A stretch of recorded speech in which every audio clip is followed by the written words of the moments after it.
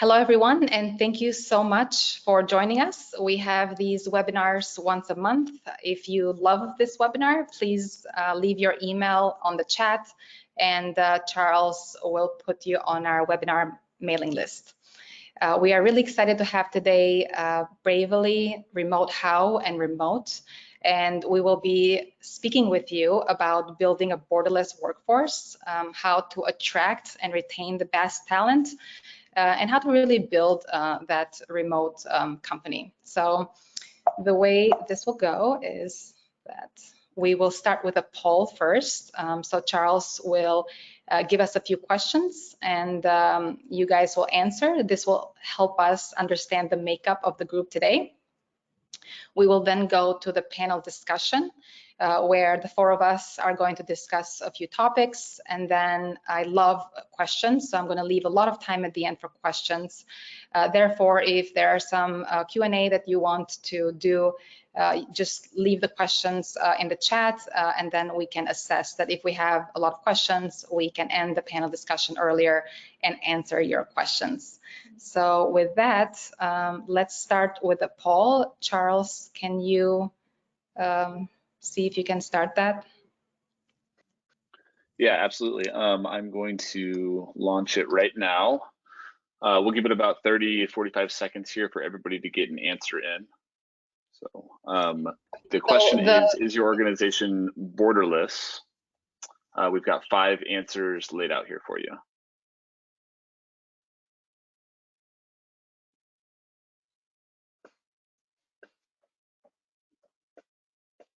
Give it about 10 more seconds.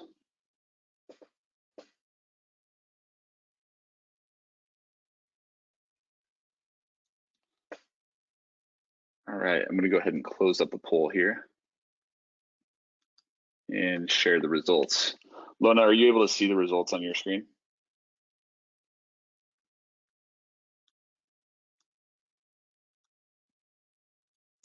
Yes, I am. 1 second. 25% says no, but we do want to become borderless. So the majority, 34% say yes, we are in 6 or more countries. So that's nice. So yeah, 25% say no, and 34% say yes. 13% say yes, we're in 3 to 5 countries. So I'd say about 50% are remote, which is great. Okay, let me share my presentation. Let's see.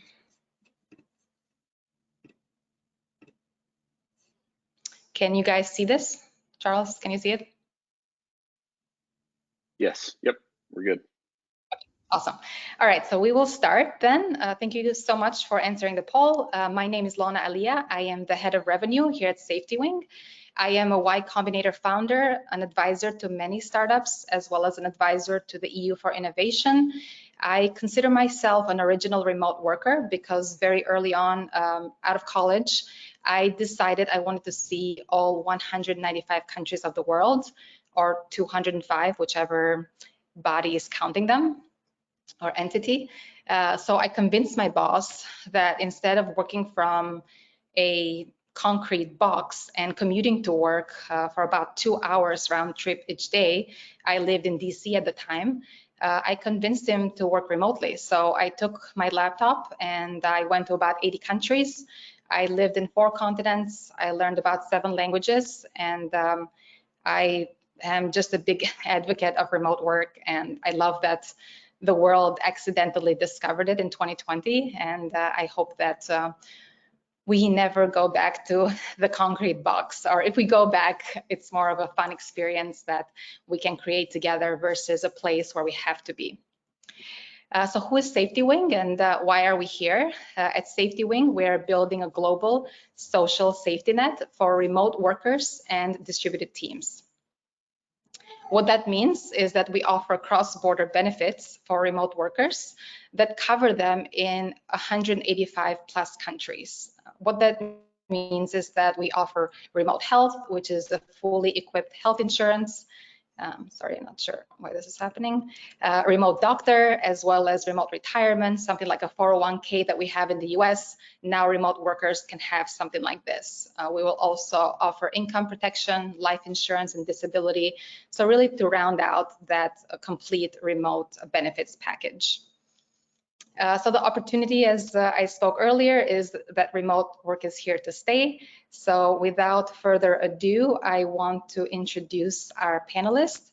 Nadia, Melissa, and Ivo, can you turn on your video? And if we can start with Nadia first to introduce herself to the group.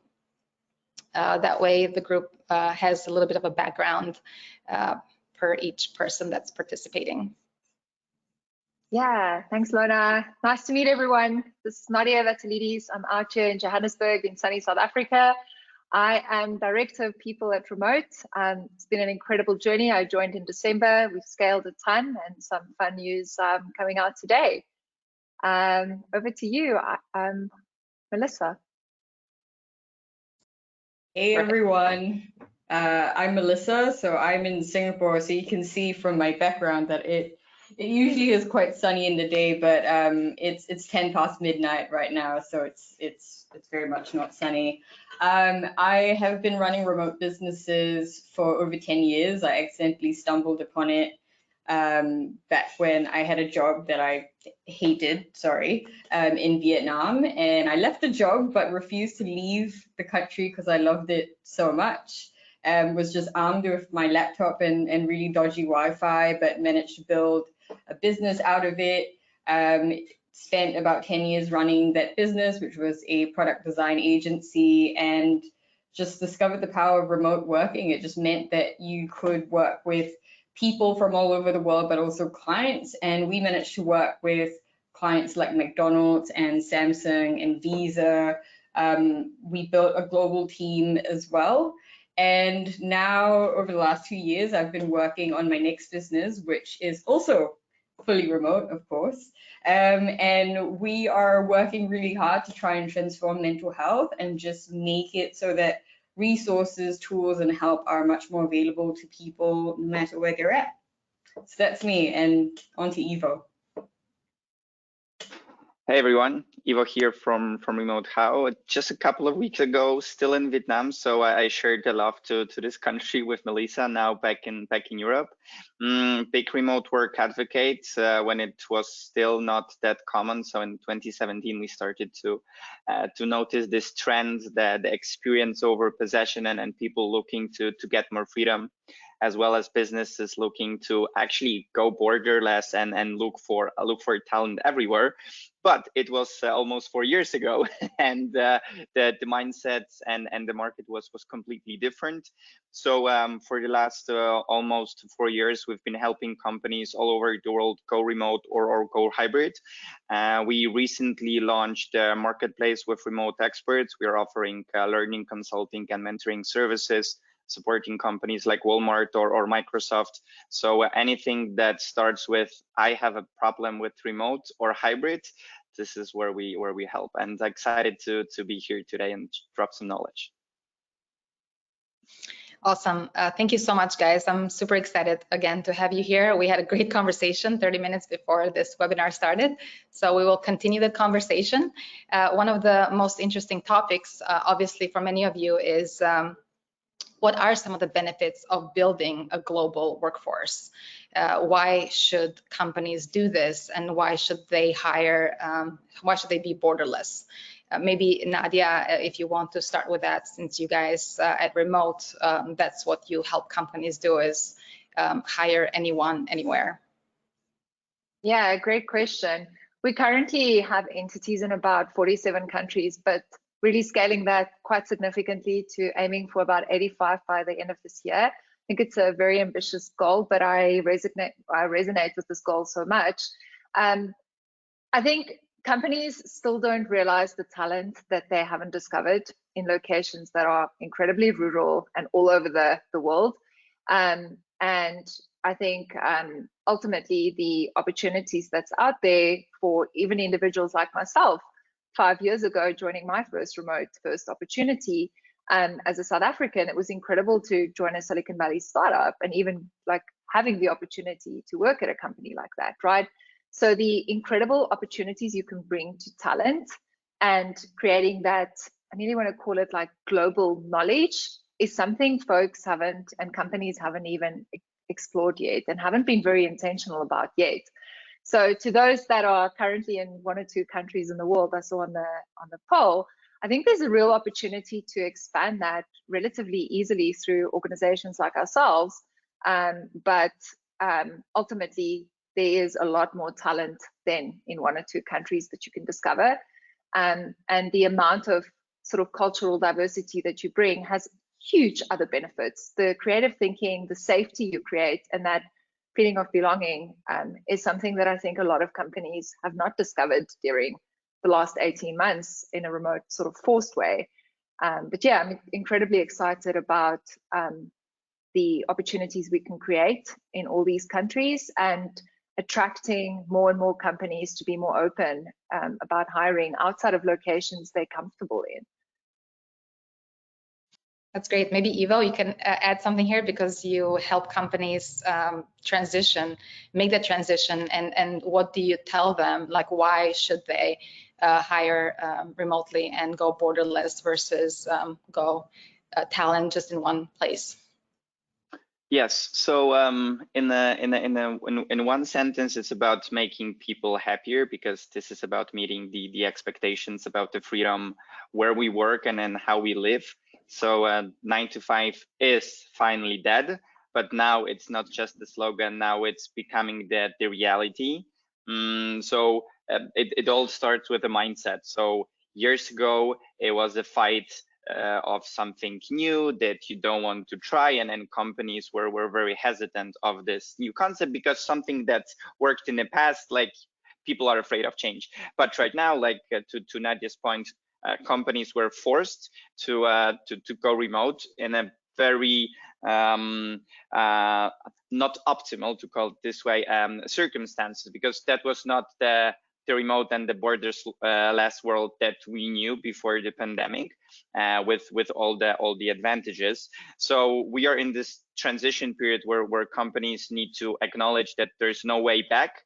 They really need to do a lot of transformation internally, starting with the mindset of managers, going through upskilling of managers, because this is where the biggest challenge actually is. And then looking from the business perspective, if we have some C-levels here joining us and thinking strategically, going borderless is one of the biggest competitive advantages for companies that would like to really grow fast. So realistically, right now, we need to say, yes, there are challenges. Yes, it will be a painful process for some of you, but there is no way back, and we are going to create a better world, both for our employees as well as for our businesses. So it's a perfect win-win situation. So we all go remote. I love it. Melissa, do you have something to add? Yeah, you know, like I said, when I first started 10 years ago, like remote wasn't really a thing. There were very few resources, there were no tools, but already there was such a hunger for it, even though it wasn't, you know, sort of everyone the way that it is right now. And as a small business, hiring is just one of the most critical, well, for any business, hiring is critical, but when you're a small business, it can be really difficult to be competitive, and it can be really difficult to attract talent. But just based off the fact that we were remote when, you know, this was maybe 6-7 years back, we put out a job application and we got over 700 applicants who are all vying for the job. That was, my inbox was just not happy, but it was incredible. There were people coming from, you know, just countries that, honestly speaking, I hadn't even heard of, and they were just amazing people who were so passionate, who were so talented, but they were just really looking for a workplace that could go well with the rest of their life. And I think that's part of this change that's happening as well. It's not that people don't want to be in the office is that they want to find something that fits well with the other parts of life outside of work. So when you have a remote team and a remote organization, you can attract that sort of talent, but you can also give them that work-life balance that so many people are after, that somehow just seems to be a lot harder when you have to commute, 2 hours to an office and then 2 hours back. Yeah, and to Melissa's point, it's kind of like giving people back the control over their lives, and there can be a lot of good that will come out of this. People will it kind of started to happen last year during the pandemic, where people had way more time because, for example, they were not commuting, and they started to evaluate like what are their priorities. That's it. So it really has a huge impact on our private lives. And that's like completely another angle why we should be all helping each other in making this work, because at the end of the day, the happier we are, the better we also work. So yeah, that's definitely the direction. That's cool. Yeah, I have to agree. We have a really awesome team that's been built borderless from the start, and it's amazing to see how many different people come together and how well the culture fits, because these people choose you because of your values and your mission and why you are remote.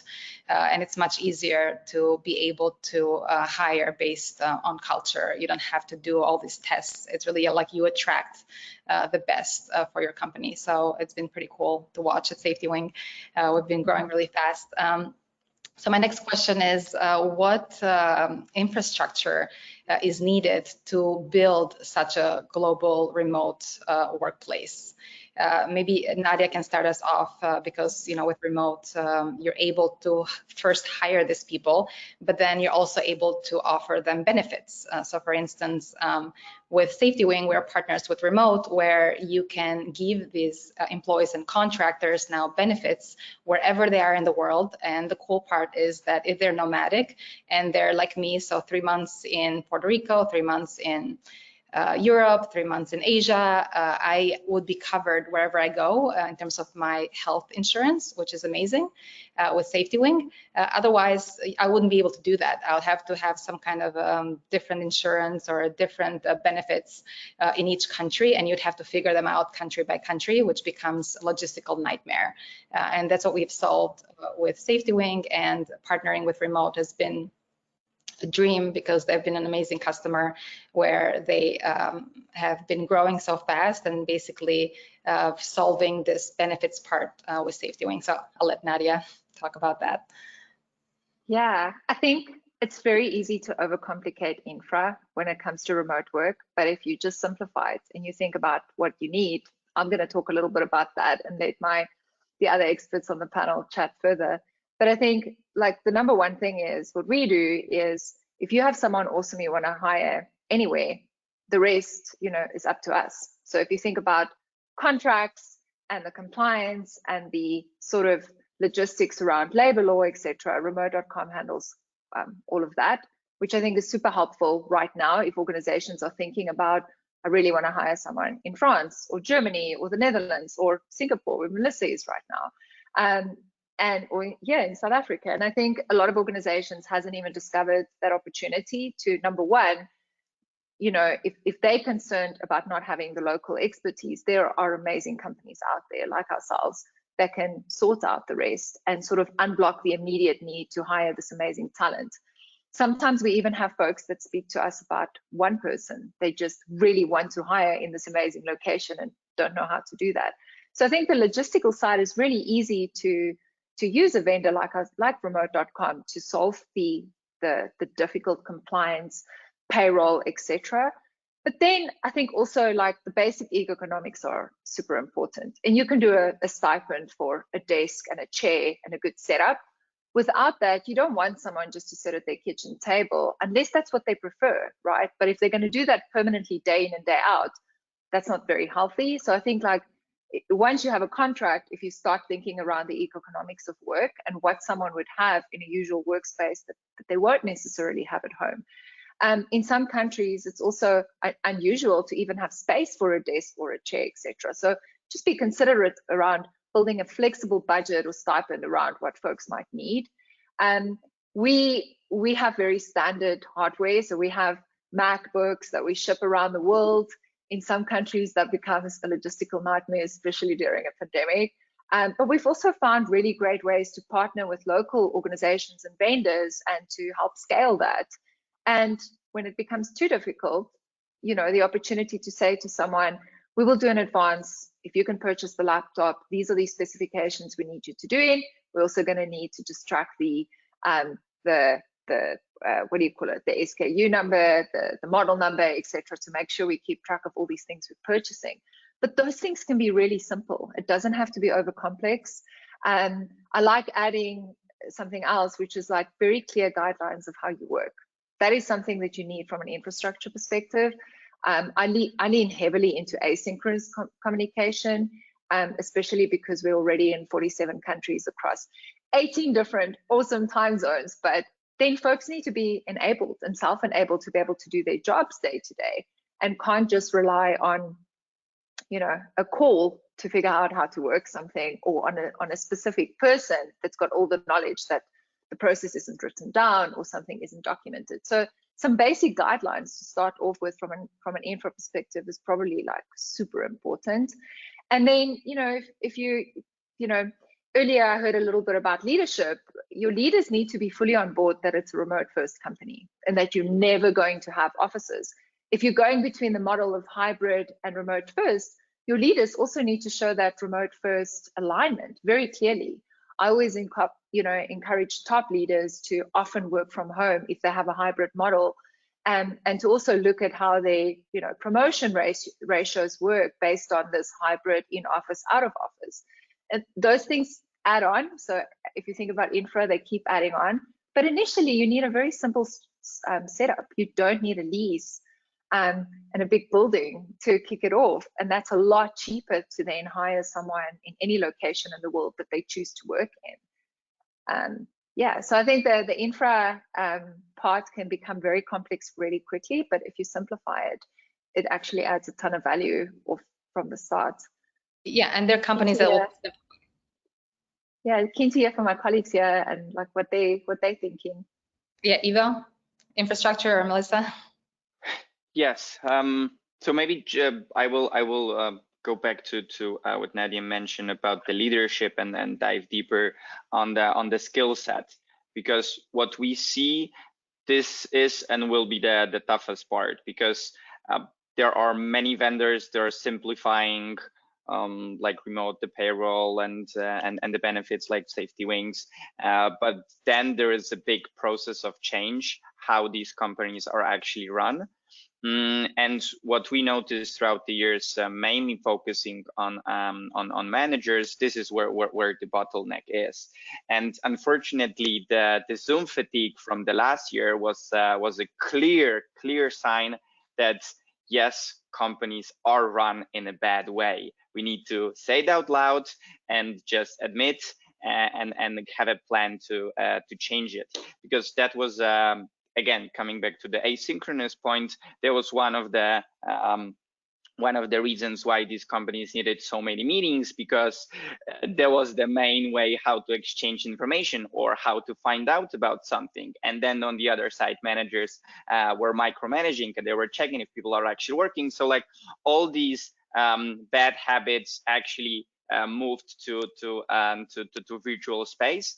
And right now, this is the legacy that we need to fight with. So leaders need to start, first of all, with the mindset, start trusting, better planning, move their conversations as much as possible to written conversations, start creating handbooks, basically the instructions, how the company operates. I know that Remote has one, the GitLab has a huge one that is kind of a Bible for the remote world. But now, as we see that more and more companies are moving towards hybrid, it will be exciting to see also how this angle is described there. So basically, if this will be a webinar about how to work better, I would say 70% of these like soft skills and the ways how we should change how we work will still be valid. It will be just how to manage better and how to work better. So remote is this remote, hybrid, virtual, distributed is just adding a different layer, but it's basically fighting with all the bad habits from the past, and with an access to such a wide number of tools that are making our lives easier at work, so we can focus on things that are more creative, planning, etc., or just simply connect in a very easy way. I think this is a great opportunity to fix stuff, optimize, that will have hopefully impact even larger on the productivity. So let's say in a couple of years, the 4 days work week will be a thing. It's starting to become a thing. So that's kind of like the direction if we really make it work within the company, that it doesn't matter where we are, when we work, the work gets done in the most productive way. Then there will be also opportunities to go even further. Buffer, so one of the most notable remote companies last year, they announced that they're doing the trial after the month of the trial. They announced that they will do it for the whole year. So it's already happening to really change the way how we worked in the past, and it's super exciting. That's great. Melissa, do you have something to add? Yeah. I mean, there were just so many things that you guys were talking about, and I was just like, ooh, ideas. I think one of the biggest differences and why people had such a hard time adapting from office to remote was because that was what they were doing. They were trying to adapt. And very often when you try and adapt is that you try and find a replacement for what you're already used to.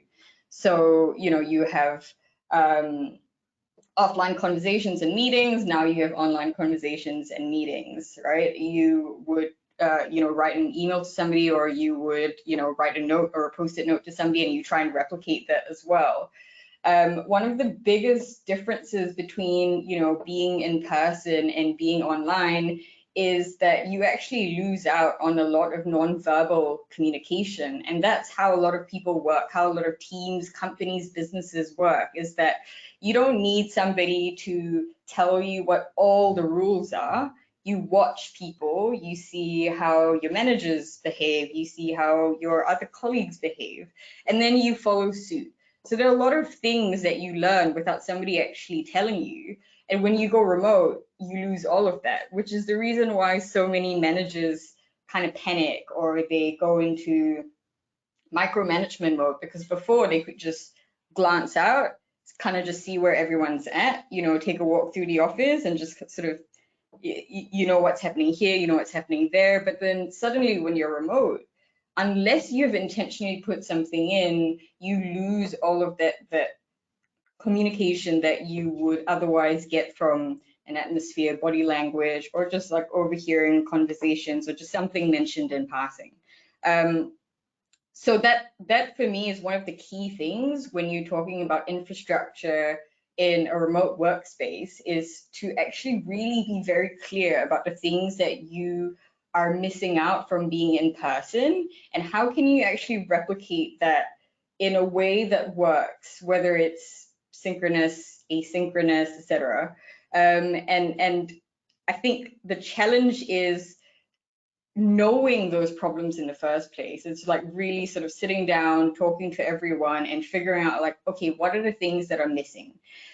So for us, what a really big thing that we do is that we try and treat knowledge as something that sits as its own entity.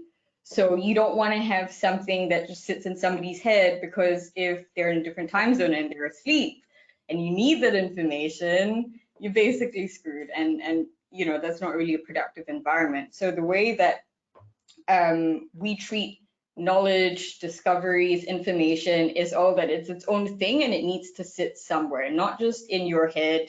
You shouldn't be forced to hop on a call with somebody or pester them until they wake up so that you can actually do your job. It should sit somewhere. So for us, we make sure to put those things down and just have a knowledge base.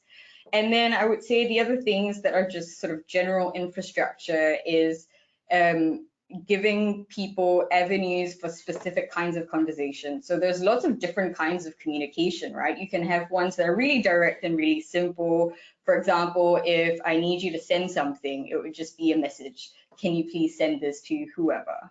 Whereas on the other end of the spectrum is you might have a brainstorming session to try and solve a problem, like try and troubleshoot something. Those are two kinds of communication that need very, very different mediums. And you have to not only recognize those things, I think, as a manager or as a leader, but you also need to have your entire team recognize that, hey, there is this range of conversations and discussions that I need to have. And where should we go? Are we in agreement on how we should be communicating with each other across these things? And, once you have these basic principles, once you sort of have some of these things, written down, or that you have some problem solved for these things, then you have really equipped people with the things that they need to be able to work together. So for me, it's really about understanding the foundation of what makes remote tricky or what makes remote successful, and then really just like putting in the so-called online infrastructure to make sure that everyone's sort of same page, but also really equipped. Awesome. Thank you, Melissa. That segues us to the next topic that we want to discuss, which is how do you attract and retain the best talent in the world? So this is a big topic. We have a lot of companies come to SafetyWing saying, hey, my talent is leaving because I don't provide benefits. Can you help us out? Or, hey, I'm trying to get someone from Google, but they have the best benefits in the world. How can I give them something similar? Can you guys help us out? So we're seeing a lot of these companies not know what to provide or what to offer to keep this talent. In fact, we saw from CNBC just a month ago, they wrote about the Great Resignation, which basically 4 million people in the US quit in just April. Looking at different options where they should go next. And maybe some of them quit because they don't want to go back to the office, but some of them quit because they didn't have the great company culture or team, or they didn't have good benefits. So maybe we can discuss this for a few minutes if you guys are up to. Maybe Nadia, you can start first. How do we attract, retain? Yeah, I think a few years ago, even when I started in a remote first environment, not at remote.com, but I think a lot of companies were just hiring contractors, right? And there was this fear that it was going to be temporary, and that's changing. Like, I think, people are now quite serious about having a solidified experience. And so I'm excited to say you don't have to hire a bunch of contractors around the world. You can hire them as employees now. But then that also comes with, okay, but if I'm going to be an employee, I'm going to be paying social costs and income taxes. And what do I get for all of that? Like, now I make this huge commitment to this organization that I met on the internet. And I think like benefits become crucial. And if you look at our environment, to me, it's so important that I can offer fair equity. I have employees in 47 countries. We've scaled to more than 300 people now. We were 75 when I joined. So I continuously need to evaluate, am I offering fair equity? And that means, am I giving someone what they need in their country? And what are the social norms? What is the analysis around that? So the scalability of that does become quite complicated really quickly. But it's been exciting to partner with someone like SafetyWing globally and to say, gosh, this is a very rural location. We've never even, started researching what we can offer. What are the options? What does SafetyWing provide in that country? And does it meet the employees' requirements? We lean heavily into values at Remote. So if we make decisions, etc., we use that as boundaries through everything we do. And so what's nice is employees are becoming very transparent about what they need. And they also tell us when something isn't sufficient or, aligned to what they should be getting in their location. So that's also been great to then provide feedback back to a people team or benefits team or global benefits teams, to go back to our vendors, including SafetyWing, to say, hey, could we also look at? And usually I find the flexibility of that is what helps employees want to work for you. The fact that you are listening, the fact that folks are being heard, that news spreads very quickly internally. And if someone's not heard, the flip side thing happens where you see folks leaving. But it also leads to like way bigger flexibility. If it's an environment that's going to remain super rigid, so cool, they offer these amazing benefits, they can hire you as an employee, but they remain like super rigid about the time zone they're in, or the way you should work, and I'm not talking about these guidelines that we encourage folks to work under. I mean, if there's still no flexibility in how you operate day to day, I think that becomes a huge draw to wanting to leave and move on. I love that I can run my own calendar and that no one tells me when and how I should work.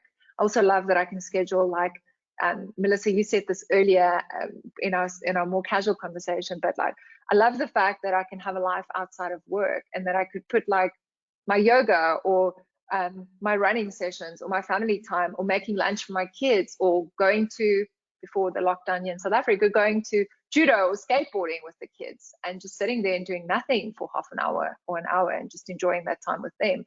So I think like leaning into flexibility is crucial in everything you're building. And the less flexible you are, I think the harder it will become to retain talent. People have discovered how to do this. They've also, they've also realized that in a remote first environment, the flip side is you can just continue working, but there is there's some ownership in that. There is some importance around realizing how to stop working, and organizations providing support and awareness around, hey, if you're going to do this remotely, we also want you to be hyper aware of the fact that you can't just sit at your desk 8 hours a day or longer, or 12 hours or 16 hours a day. So I think that again leans back into that flexibility. But yeah, global equity and fair equity across the world and benefits that employees should get is super important. And if you're going to do this at a large scale, it's important that you align with the right organizations that's going to help you do that. And I suppose it all depends on the scale you're at. In the beginning, again, super easy, super simple, but then think long term, how are you going to do that globally? Yeah. By the way, we have a ton of questions as well, which is pretty amazing. So maybe Eva or Melissa, if you just want to add a couple things, and then I want to go to the next topic, which will be our last, and then we'll just address a bunch of questions. All I want to say is, Nadia, I love the fact that you go skateboarding with your kids. That's all I have to add to that. I'm really yes, bad at it, but I'm learning. Sorry. Oh, good. No, I totally agree with that. And having in mind that the cultures in most companies and the values that they believed in were unfortunately in many cases just on their career pages, and the reality was completely different. This is another aspect where companies need to work hard on meeting the expectations versus reality. Right now, it needs to be all in one, and flexibility is absolutely crucial here. And being really people-centric organization. This will be the theme when we are talking about attracting people-centric, and then around that there are a lot of things. Yeah, so that would be my two cents. Yeah, can I just kind of add on to that? So Ivo, something that you said, being people-centric, I think that's one of the things that you see missing a lot, that people really don't like, which is that you don't treat them like people. And I mean, at the end of the day, it's not just about work, it's not just about the paycheck. It's not just about like whether you're productive or not. Like behind all of that, behind those skills and talent and positions, you have an actual human being who's living, this other side to their lives. And there needs to be space and respect for that. You can provide, incredible just things with work and with their careers, but if you don't just have that basic level of just respect and consideration for the person that's behind all of that, then I think you know, you're just going to have a hard time retaining talent, because it's not just about talent, it's about the people with the talent. And actually, that's a great segue to the next topic, which Melissa, you will be the expert on. How do we use remote work to improve our mental health? Can you tell us a thing or two about that? Yes. So it's really tricky when you talk about mental health and remote work. In general, they don't paint a very nice picture for most people. I think there are lots of issues that come out of remote work that impact the person's mental health. So the biggest one is really about isolation. And then the next one is just, you know, sort of all the maybe negative consequences that come out of being in a remote work setup that isn't working. It can cause quite a lot of stress. But on the flip side, there are also a lot of benefits that remote working can really have. So something that Nadia said, you know, with that flexibility, where you can actually have something that works for you. So the main reason why I decided to become an entrepreneur, honestly speaking, was because I did not want to wake up in the morning and have to go to work. That was it. There was just nothing, really not much more past that. But it just, you know, all my life I tried to wake up early and it just didn't work. I'm just much more of a night person. And I'm not the only one. You know, there are so many people who have different ways of working. It could be that, you know, you work in shifts. So you work a bit here and then you take a big break and then you work later on. And the great thing about that is that you can fit in other activities. So kind of like how Nadia does, but you can also do other things that can help you take care of your mental health, or take care of your wellness, so you can have things in between. Like for me personally, I'm not afraid to admit that, hey, I see a therapist, I have for years, and she has been absolutely fundamental to my mental health. And because I'm working remotely, I'm actually able to schedule my work around that appointment. And that's because that appointment is as important as my work. And so I really have that flexibility to be able to manage those things. I think another way that remote working can also really help with mental health is when, from the perspective of a leader or a manager, there's something that I'm able to put into place systems that allow people to flag when they're not doing so well.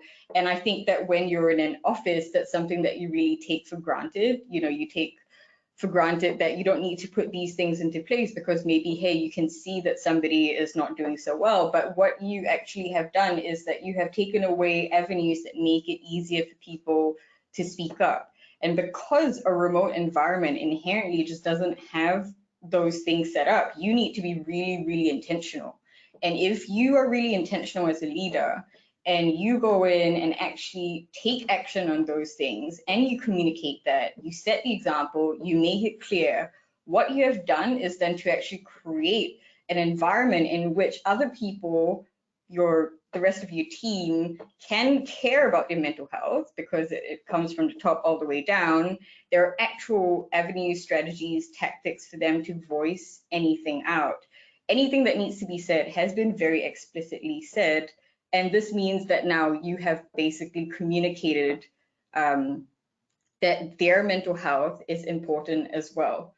And that's one of the things that I really like about the remote setting, is that you just have to be so intentional about these things. It's not just lip service. You can't just say that you care about work-life balance, and then you have people who stay till, you know, midnight working when they've come in at 9 in the morning. So with this, it gives you that intention, and I think in a weird way it also gives you a little bit of visibility. You do notice when people aren't getting as involved. You do notice when, you know, people aren't as chatty, and you can just reach out and you can say something to them. So lots of reasons why I'm a fan, but I'm sure Nadia and Ivo have things to add as well.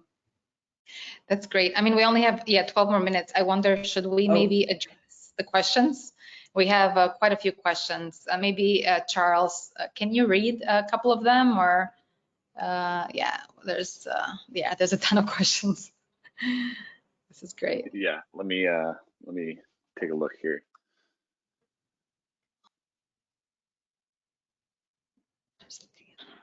Okay. All right. So let me just start with this one, and then we'll go to a longer one after this. But maybe like 1 minute on responses, because we've got so many. We'll just do kind of quick responses here, and then go on to the next one.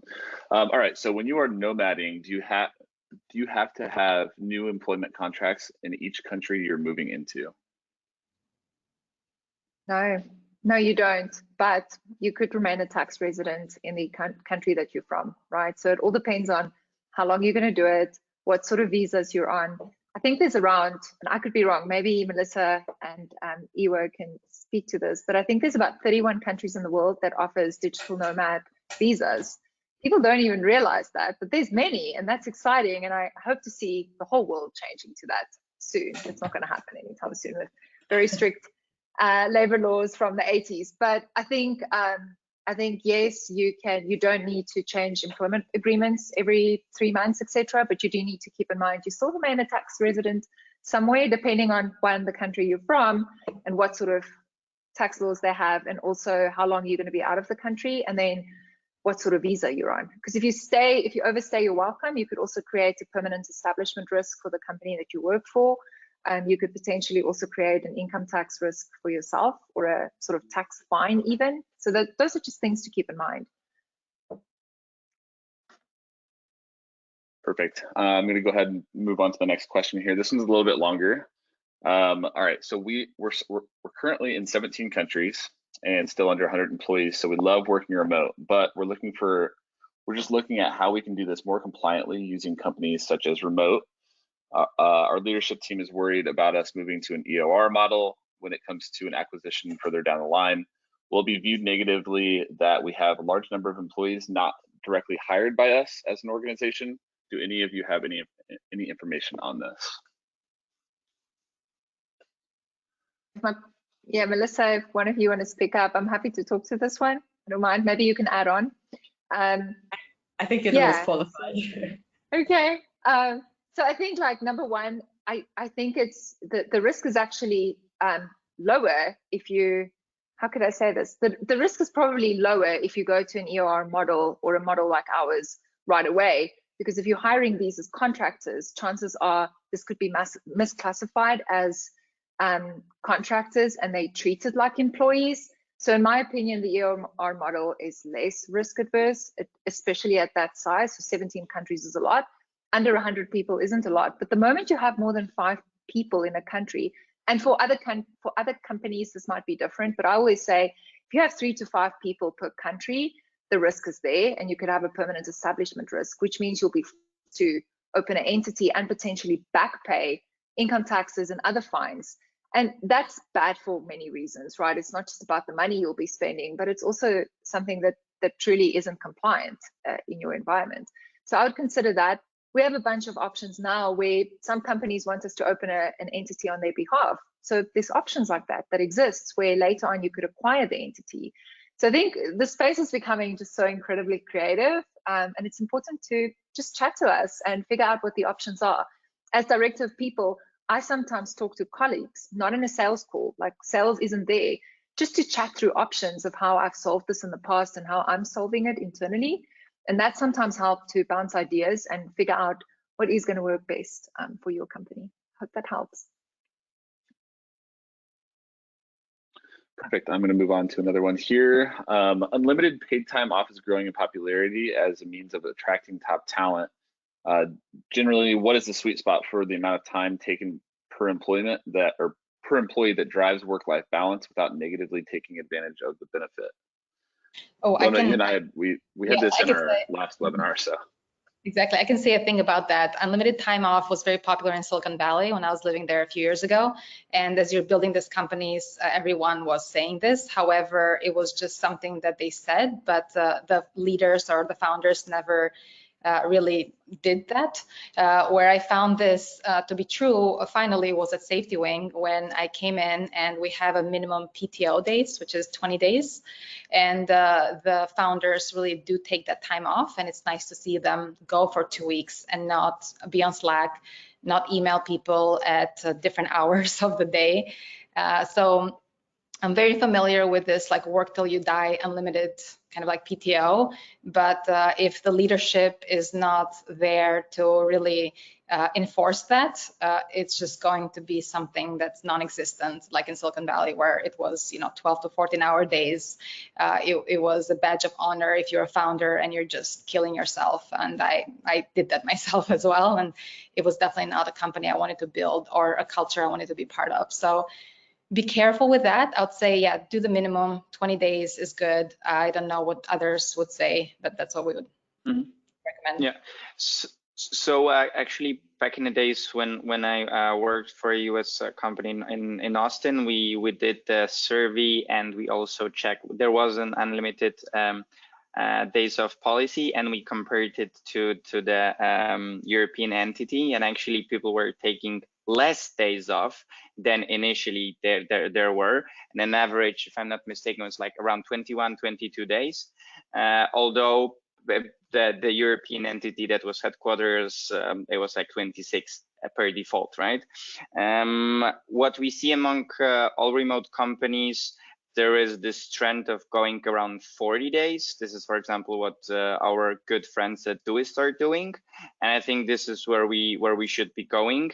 But there needs to be also there needs to be put in place an operational policy that is making sure that it's everything works around, and this is a true incentive. So it needs to come together. But yeah, 40 sounds amazing. And if one day we could all have 40 days off and the 4-day work week, I'm signed up. Cool. I've got another interesting question here that's been popular.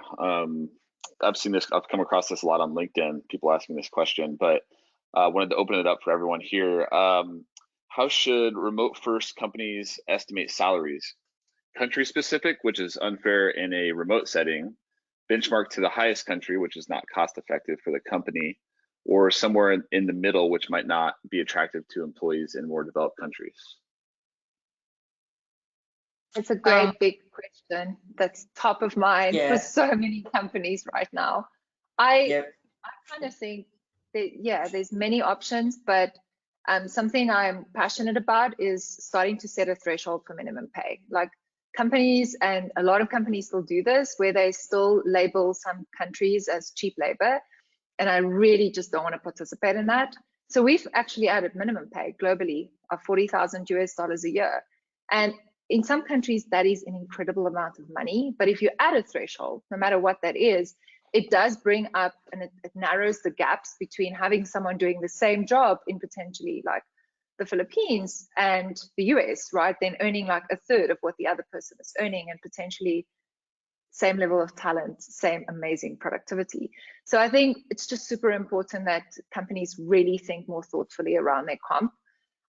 Golden handcuffs isn't something I believe in either. So if you pay everyone San Francisco rates, great, but then someone like myself can never leave because I live in this country of South Africa. This cost of living here is maybe much less, and for me to then build a life around that, unless I'm just going to just keep driving everything to savings, chances are I'm going to start adapting my lifestyle to that, and then how am I ever going to leave that? So I think there's so many high opinions about this, but you've got to start creating some balance around it. We're keen to explore, and we're working on our comp structure now.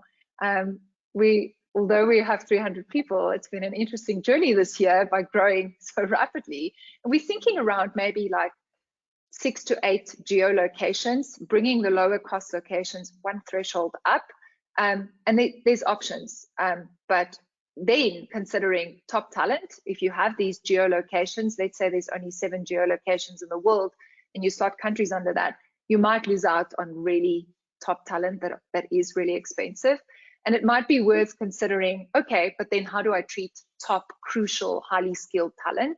and what decisions am I going to make to ensure I'm still looking at fair pay analysis and gender gaps, but still reaching into working with the most amazing talent in the world. So yeah, and sometimes that most amazing talent isn't in the locations companies think they are. So that's also something just to note. Yeah, keen to hear from the others here as well. Yeah, so I've actually got another question here from, oh, go ahead, sorry. go ahead.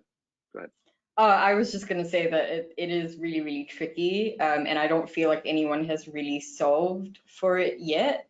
In the early days of Mellowy, which is the first company that I had, what we did was that we kind of pegged it to what Singapore was paying at, which was typically kind of like in the middle, and then we would try and go for something that's close to Singapore, but you know, kind of what's the standard pay for what they would get in the country that they're based at, and then what Singapore would pay, and then try and hit somewhere in the middle, but maybe a bit closer to Singapore. And that's just kind of in general how we did that. But I won't say that that's a perfect solution. It was just what we came up with.